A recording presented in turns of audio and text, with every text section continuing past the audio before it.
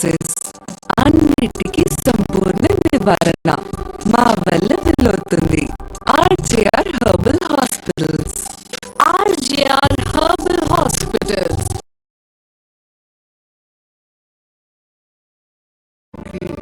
అడుగు కూడా పెట్టలేకపోయారు మీ ప్రెసిడెంట్ వల్ల.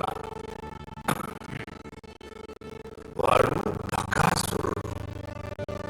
ప్రజల సొమ్ముని, ప్రభుత్వ సొమ్ముని తినేస్తున్నాడు. నేను ఈ నియోజకవర్గానికి ఎమ్మెల్యేని, కానీ రంగస్థలానికి కాదు. ఒక్క ఓటు పడలేదయ్యా నాకు.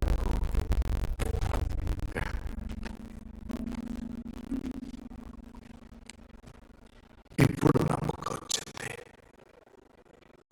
కష్టపడండి, కష్టపడాలి. అలాగే సార్, మీ ఊరు బాధపడాలి కదా. మీకు ఏ సాయం కావాలన్నా అడగండి. Welcome to power TV. Telangana రాష్ట్ర ఏర్పాట్లు పాకిస్తాన్ విభజనతో పోలుస్తూ పార్లమెంట్ లో బీజేపీ ఎంపీ తేజస్వి సూర్య చేసిన వ్యాఖ్యలు తీవ్రంగా ఖండించామని కేటీఆర్ తెలిపారు. పార్లమెంట్ లో బీఆర్ఎస్ లేని లోటు స్పష్టంగా కనిపించిందని అన్నారు. తేజస్వి సూర్య వ్యాఖ్యలను ముందుగా ఖండించింది బీఆర్ఎస్ రాజ్యసభ సభ్యులు వద్దిరాజు రవిచంద్ర, దామోదర్ రావు అని తెలిపారు. ఈ వివాదం తర్వాత తేజస్వి సూర్య కూడా తనకు ఫోన్ చేశాడని పేర్కొన్నారు. తేజస్వి నాకు ఫోన్ చేసి మీ వాళ్ళు తప్పుగా అర్థం చేసుకున్నారని అన్నారని కేటీఆర్ తెలిపారు. లేదు లేదు, మీరు మాట్లాడింది చాలా తప్పు అని సూటిగా చెప్పానని పేర్కొన్నారు. మీరు మాట్లాడింది అసలు కరెక్ట్ కాదని ఆయన గట్టిగా చెప్పానని అన్నారు. మేం ఖండించిన తర్వాతనే ఆయన వివరణ ఇచ్చారని స్పష్టం చేశారు. తేజస్వి మాట్లాడిన సమయంలో సభలో ఒక్క బీఆర్ఎస్ ఎంపీ ఉన్నా అప్పుడే అతనితో క్షమాపణలు చెప్పించి ఉండేవాళ్ళమని స్పష్టం చేశారు. భారతీయ జనతా పార్టీ పార్లమెంట్ సభ్యులు తేజస్వి సూర్య గారు మాట్లాడితే అందరికంటే ముందు స్పందించింది మా బీఆర్ఎస్ రాజ్యసభ సభ్యులు వద్దిరాజు రవిచంద్ర గారు, దామోదరరావు గారు. వారిద్దరూ కూడా వెంటనే ఖండించడమే కాదు, మరి గట్టిగా వారిని నిలదీశారు. అక్కడే పార్లమెంట్లోనే నిలదీసి అడిగారు.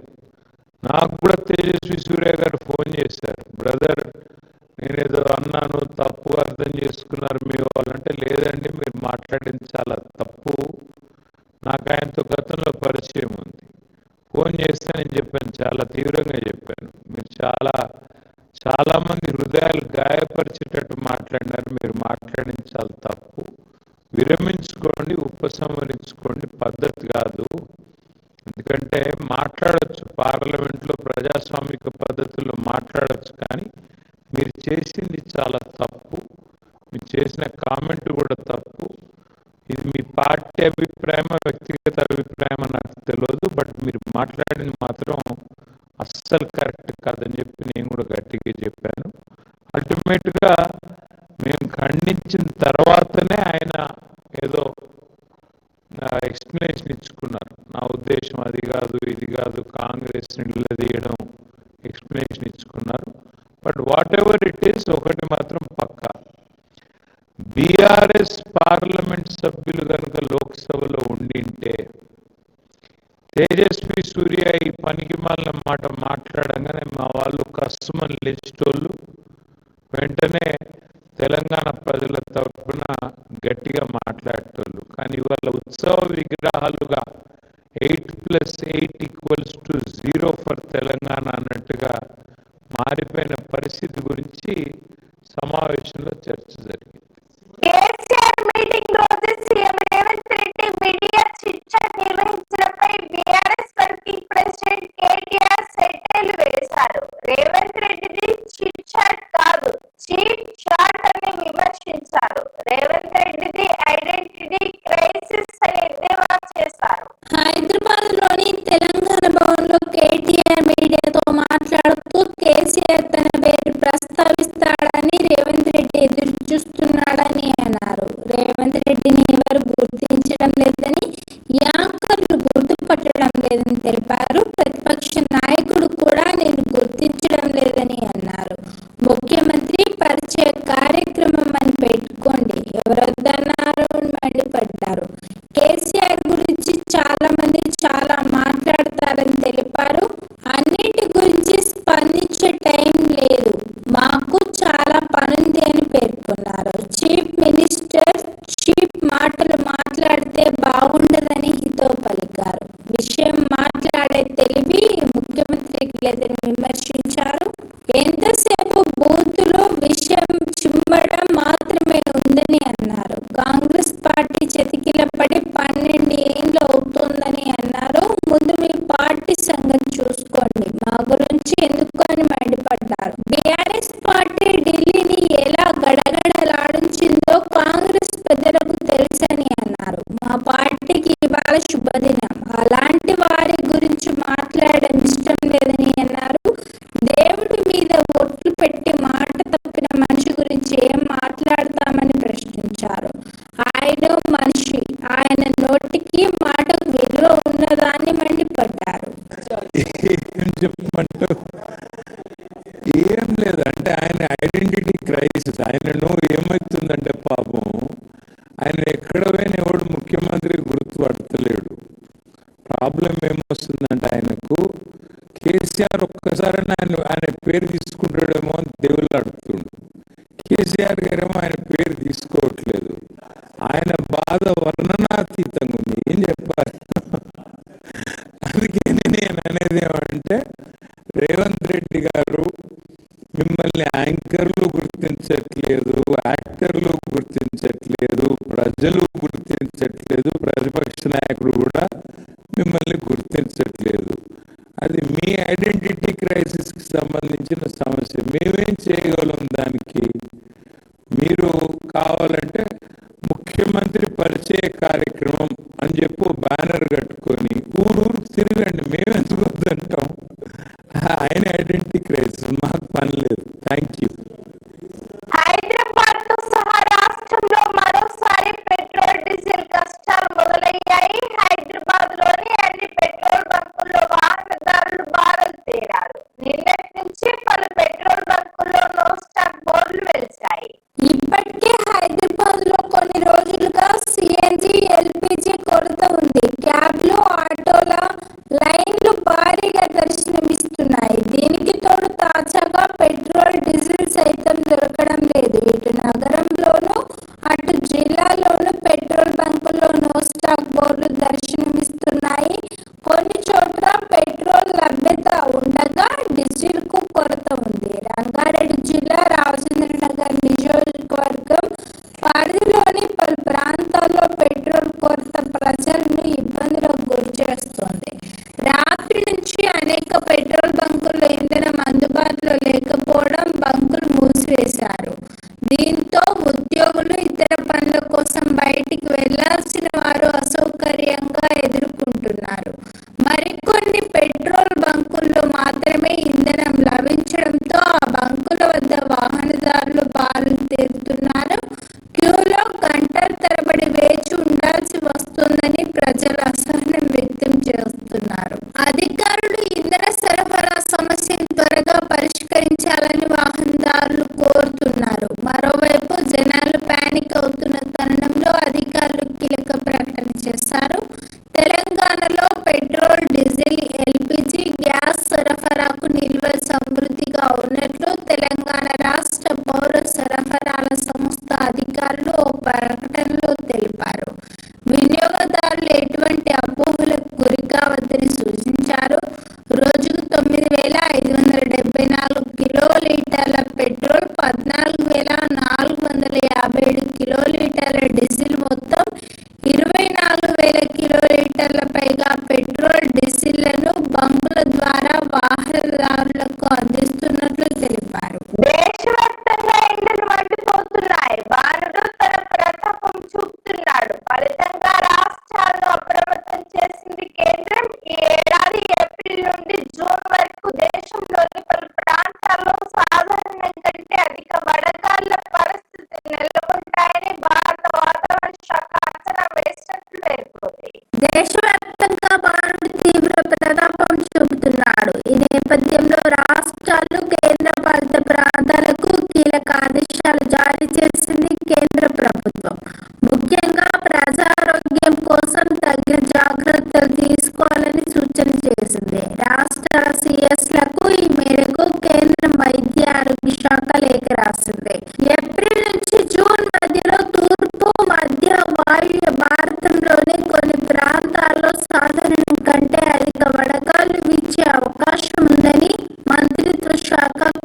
రమేష్ పేర్కొన్నారు. ఒడిశా, పశ్చిమ బెంగాల్, తమిళనాడు, పుదుచ్చేరి, ఆంధ్రప్రదేశ్లోని పలు తీర ప్రాంతాల్లో సాధారణం కంటే అధికంగా వడగాలు వీచే అవకాశం ఉందని తెలిపారు. దేశంలో నిత్యం ఎండ తీవ్రతను పరిశీలించనున్నట్లు పేర్కొన్న కేంద్రం రోజువారీగా ఉష్ణోగ్రతల తీవ్రత, వాతావరణ మార్పుల వివరాలు అందించనున్నట్లు పేర్కొంది.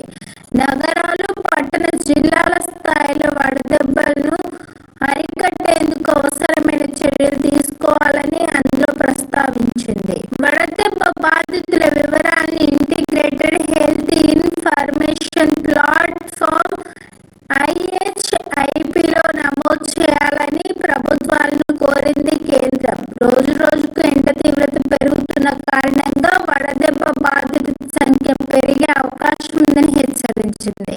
ప్రజలకు ఎలాంటి ఇబ్బంది లేకుండా ఆరోగ్య కేంద్రాల్లో అవసరమైన మందులు, ORS ప్యాకెట్లు, IV ఫ్లూయిడ్స్ అందుబాటులో చూడాలని ఆదేశించింది. అంతేకాదు ప్రతి ఒక్కరికి ఎండ తీవ్రతపై అవగాహన కల్పించేందుకు అవసరమైన కార్యక్రమాలు చేపట్టాలని పేర్కొంది. దీనికి తోడు ఎండ తీవ్రత కోసం ప్రజలు తీసుకోవాల్సిన జాగ్రత్తలపై విస్తృతంగా ప్రచారం చేయాలని సూచించింది. జనాభా ఎక్కువగా ఉండే ప్రాంతాల్లో చల్లని నీటి సదుపాయం ఏర్పాటు చేయాలని ప్రస్తావించింది. నీటిని ఎక్కువగా తీసుకోవాలని, చల్లని ప్రదేశాల్లో ఉండాలని ప్రజలకు సూచించింది ఆరోగ్య శాఖ. ఆసుపత్రుల్లో తాగునీటి చల్లగా ఉండేందుకు అవసరమైన పరికరాలను ఏర్పాటు చేయాలని కోరింది. ప్రజలకు సైతం సూచనలు చేసింది. ఎండల నేపథ్యంలో అత్యవసరమైతే తప్ప మధ్యాహ్నం 11 నుంచి 3 గంటలలోపు ఇళ్ల నుంచి బయటకు రావద్దని స్పష్టం చేసింది. దీనికి తోడు పిల్లలకు మధ్యాహ్నం వేళ బయటికి రాకుండా తల్లిదండ్రులకు తగిన సూచనలు ఇవ్వాలని పేర్కొంది. భాగ్యనగర వాసులకు సోమవారం సాయంత్రం ఒక మధురమైన అరుదైన అనుభూతి ఎదురైంది. నగరంలోని పలు ప్రాంతాల్లో ఉరుములు మెరుపులతో కూడిన వడగళ్ల వర్షం భారీగా కురుస్తుంది. ముఖ్యంగా శంషాబాద్, నాదర్గుల్ మధ్య ఔటర్ రింగ్ రోడ్ పై వడగళ్లు మంచులా పేరుకుపోవడంతో ఆ ప్రాంతం యూరప్ ను తలపించింది.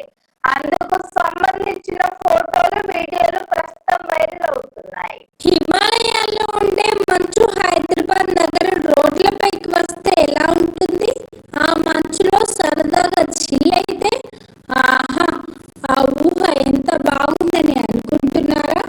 సోమవారం సాయంత్రం ఆ ఊహ నిజమైంది. పలువురు నగర వాసులు మంచులో ఆడుకుంటూ చిల్లయ్యారు. హైదరాబాద్ నగర శివార్లలో నిన్న సాయంత్రం భారీ వడగళ్ల వాన కురిసింది. ముఖ్యంగా శంషాబాద్, నాదర్గుల్ మధ్య ఔటర్ రింగ్ రోడ్ పై వడగళ్లు మంచులా పేరుకుపోయాయి. చూడటానికి ఆ రోడ్లు అచ్చంగా కాశ్మీర్, యూరప్ లను తలపించింది. రోడ్డంతా తెల్లని మంచు ముక్కలతో నిండిపోవడంతో స్థానికులు, వాహనదారులు ఫోటోలు, రీల్స్ తీస్తూ సందడి చేశారు. అందుకు సంబంధించిన వీడియోలు ప్రస్తుతం సోషల్ మీడియాలో విపరీతంగా వైరల్ అవుతున్నాయి. నగరంలోని పలు ప్రాంతాల్లో సోమవారం సాయంత్రం ఉరుములు మెరుపులతో కూడిన వడగళ్ల వాన పడింది. అయితే ఈ వర్షం సాధారణం కంటే భిన్నంగా శివారు ప్రాంతాల్లో మంచు తుఫాను తలపించేలా కురిసింది. ముఖ్యంగా శంషాబాద్, నాదర్గుల్ మధ్య ఉన్న ఔటర్ రింగ్ రోడ్ పై ప్రకృతి అద్భుతం ఆవిష్కృతమైంది. కుండపోతగా పడిన వడగళ్ల వాన కారణంగా రోడ్డంతా తెల్లని మంచు ముక్కలతో నిండిపోయింది. కొద్ది నిమిషాల్లోనే రోడ్డుపై అంగుళాల మేర మంచు పేరుకుపోవడంతో ఆ మార్గంలో ప్రయాణించే వాహనదారులు తమ కళ్ళను తామే నమ్మలేకపోయారు. నిత్యం వాహనాలతో బిజీగా ఉండే ఔటర్ రింగ్ రోడ్డు ఒక్కసారిగా హిమాలయ పర్వత శ్రేణుల్లో కాశ్మీర్లోని మంచు వీధుల్లో మారిపోయింది. రోడ్డుకి ఇరువైపులా పరుచుకుని తెల్లని వడగళ్లు యూరప్ దేశాల్లోని శీతాకాల వాతావరణాన్ని తలపించాయి. ఈ అరుదైన దృశ్యాన్ని చూసిన స్థానికులు, వాహనదారులు రోడ్డుపై ఆగి మరీ మంచుతో ఆడుకుంటూ కనిపించారు. చాలా మంది యువకులు ఈ మంచు కుప్పల వద్ద ఫోటోలు దిగుతూ రీల్స్ చేస్తూ ఎంజాయ్ చేశారు.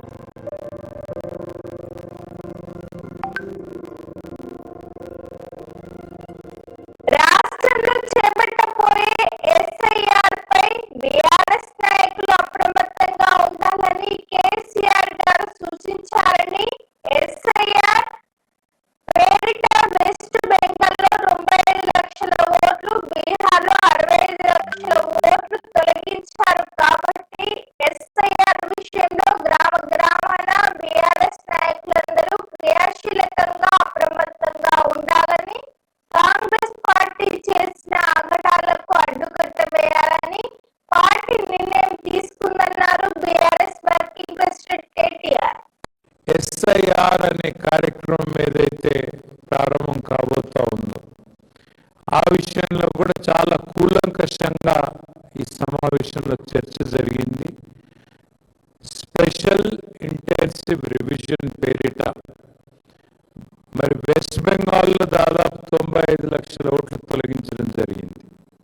బీహార్లో 65 లక్షల ఓట్లు తొలగించడం జరిగింది. అట్లాగే రేపు తెలంగాణలో కూడా మే నెలలో ఈ ఎస్ఐఆర్ అనే కార్యక్రమం ప్రారంభమైతా ఉంది. కాబట్టి ఈ విషయంలో పార్టీ మొత్తం కూడా టాప్ టు బాటం గ్రామ స్థాయి నుంచి మొదలు పెడితే బూత్ స్థాయి నుంచి మొదలు పెడితే స్టేట్ స్థాయి దాకా కూడా ఫోకస్ చేయాలని చెప్పి మా పార్టీ అధ్యక్షులు దిశానిర్దేశం చేశారు.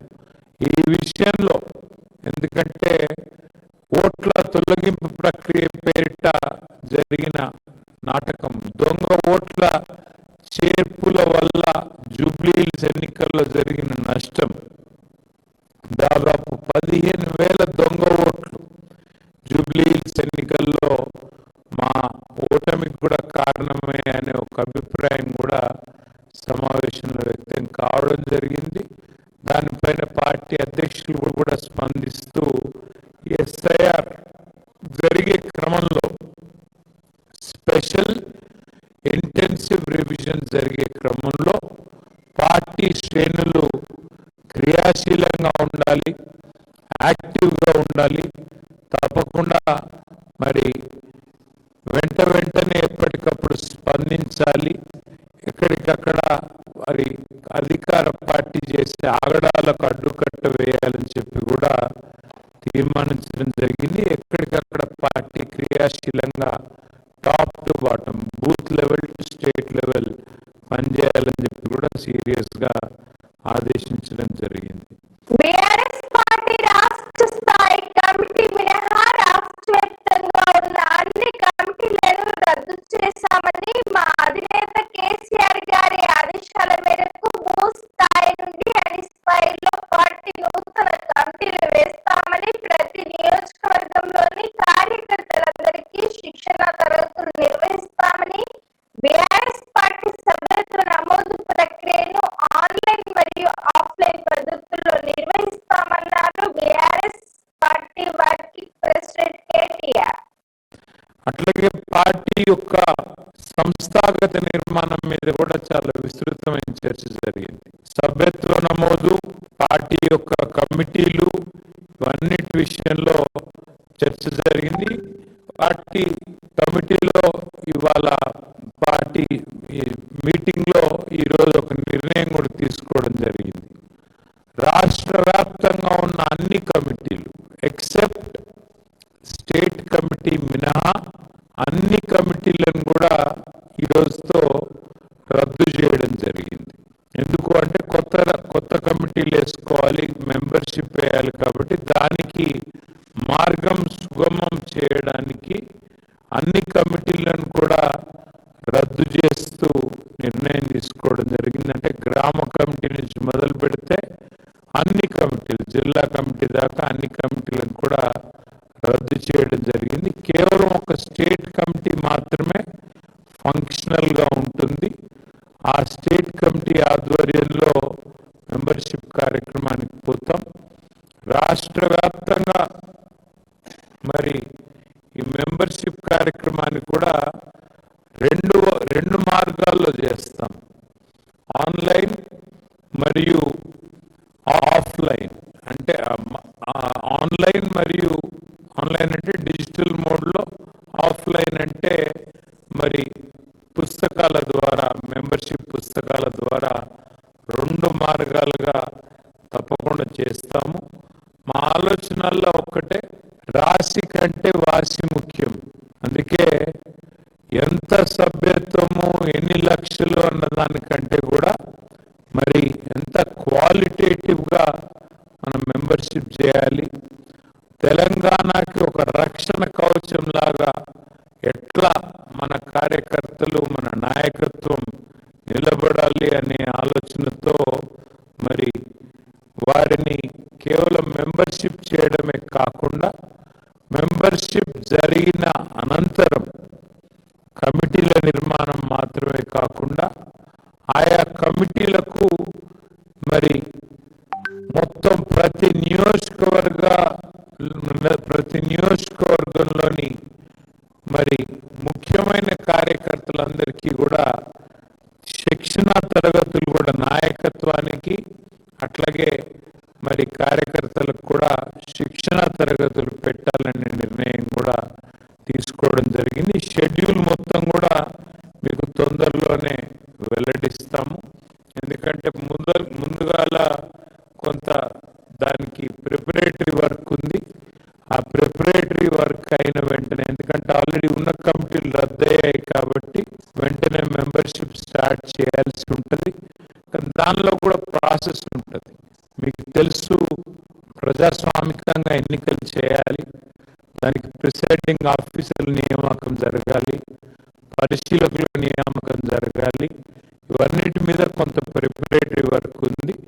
కాబట్టి తొందరలోనే ఆ షెడ్యూల్ కూడా ప్రకటించి ఎప్పటి నుంచి మెంబర్షిప్ స్టార్ట్ అవుతుంది, ఎప్పటి నుంచి మరి కమిటీల నిర్మాణం ఉంటుంది, ఇవన్నీ కూడా మళ్ళీ కేసీఆర్ గారి ఆధ్వర్యంలో ఒక సమావేశం బహుశా తొందరలోనే జరుగుతుంది. ఆ సమావేశంలో ఆ పుస్తకాలు ఇవ్వడం, మెంబర్షిప్ పుస్తకాలు, ఇంకా మిగతా కార్యక్రమాలు, మిగతా సంస్థాగత నిర్మాణం, శిక్షణా తరగతుల డేట్లు ఇవన్నీ కూడా అనౌన్స్ చేయడం జరుగుతుంది. అది కూడా తొందరలోనే చేయబోతా ఉన్నాం. ఇది వాటి బులెటిన్. మరో బులెటిన్ లో మళ్ళీ కలుద్దాం. Stay and khoa TV. Welcome to khoa TV. Telangana రాష్ట్ర ఏర్పాటును పాకిస్తాన్ విభజనతో పోలుస్తూ పార్లమెంట్ లో బీజేపీ ఎంపీ తేజస్వి సూర్య చేసిన వ్యాఖ్యలు తీవ్రంగా ఖండించామని కేటీఆర్ తెలిపారు. పార్లమెంట్ లో బీఆర్ఎస్ లేని లోటు స్పష్టంగా కనిపించిందని అన్నారు. తేజస్వి సూర్య వ్యాఖ్యలను ముందుగా ఖండించింది బీఆర్ఎస్ రాజ్యసభ సభ్యులు వద్దిరాజు రవిచంద్ర, దామోదర్ రావు అని తెలిపారు.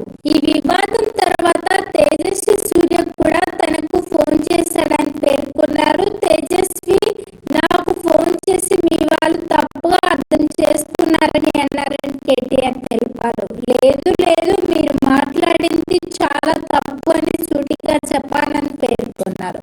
మీరు మాట్లాడింది అసలు కరెక్ట్ కాదని ఆయన గట్టిగా చెప్పాలని అన్నారు. మేము ఖండించిన తర్వాతనే ఆయన వివరణ ఇచ్చారని స్పష్టం చేశారు. తేజస్వి మాట్లాడిన సమయంలో సభలో ఒక్క బీఆర్ఎస్ ఎంపీ ఉన్నా అప్పుడే అతనితో క్షమాపణలు చెప్పించి ఉండేవాళ్ళమని స్పష్టం చేశారు. భారతీయ జనతా పార్టీ పార్లమెంట్ సభ్యులు తేజస్వి సూర్య గారు మాట్లాడితే అందరికంటే ముందు స్పందించింది మా బీఆర్ఎస్ రాజ్యసభ సభ్యులు వద్దిరాజు రవిచంద్ర గారు, దామోదరరావు గారు. వారిద్దరు కూడా వెంటనే ఖండించడమే కాదు, మరి గట్టిగా వారిని నిలదీశారు. అక్కడ పార్లమెంట్లోనే నిలదీసి అడిగారు. నాకు కూడా తేజస్వి సూర్య గారు ఫోన్ చేశారు. బ్రదర్, నేనేదో అన్నాను, తప్పు అర్థం చేసుకున్నారు మీ వాళ్ళంటే, లేదండి మీరు మాట్లాడింది చాలా తప్పు, నాకు ఆయనతో గతంలో పరిచయం ఉంది. ఫోన్ చేస్తే నేను చెప్పాను, చాలా తీవ్రంగా చెప్పాను, మీరు చాలా మంది హృదయాలు గాయపరిచేటట్టు మాట్లాడినారు, మీరు మాట్లాడింది చాలా తప్పు, విరమించుకోండి, ఉపసంహరించుకోండి, పద్ధతి కాదు. ఎందుకంటే మాట్లాడచ్చు, పార్లమెంట్లో ప్రజాస్వామిక పద్ధతుల్లో మాట్లాడచ్చు, కానీ మీరు చేసింది చాలా తప్పు, మీరు చేసిన కామెంట్ కూడా తప్పు. ఇది మీ పార్టీ అభిప్రాయమా వ్యక్తిగత అభిప్రాయమా నాకు తెలియదు, బట్ మీరు మాట్లాడింది మాత్రం అస్సలు కరెక్ట్ కాదని చెప్పి నేను కూడా గట్టిగా చెప్పాను. అల్టిమేట్గా మేము ఖండించిన తర్వాతనే ఆయన ఏదో ఎక్స్ప్లెనేషన్ ఇచ్చుకున్నారు. నా ఉద్దేశం అది కాదు, ఇది కాదు, కాంగ్రెస్ని నిలదీయడం, ఎక్స్ప్లెనేషన్ ఇచ్చుకున్నారు. But whatever it is, ఒకటి మాత్రం పక్కా, బీఆర్ఎస్ పార్లమెంట్ సభ్యులు కనుక లోక్సభలో ఉండింటే తేజస్వి సూర్య ఈ పనికి మాలిన మాట మాట్లాడంగానే మా వాళ్ళు కష్టమని లేచేటోళ్ళు, వెంటనే తెలంగాణ ప్రజల తరఫున గట్టిగా మాట్లాడేటోళ్ళు. కానీ ఇవాళ ఉత్సవ విగ్రహాలుగా 8+8=0 ఫర్ తెలంగాణ అన్నట్టుగా మారిపోయిన పరిస్థితి గురించి సమావేశంలో చర్చ జరిగింది. కేసీఆర్ మీటింగ్ రోజు CM Revanth Reddy media chit chat నిర్వహించడంపై బీఆర్ఎస్ వర్కింగ్ ప్రెసిడెంట్ కేటీఆర్ సెటైర్లు